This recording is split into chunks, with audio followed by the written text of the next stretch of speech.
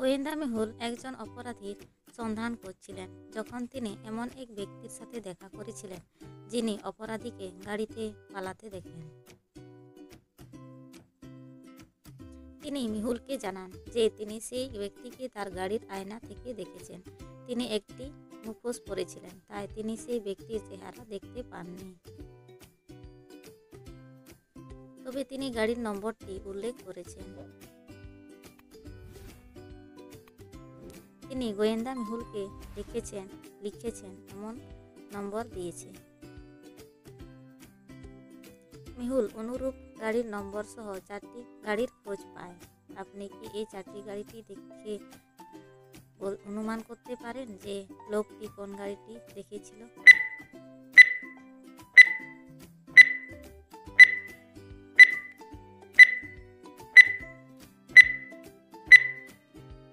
লোকটি গাড়ির আয়নায় অপরাধীকে দেখেছিল, তাই তিনি এই বিপরীত ক্রমে দেখেছিলেন।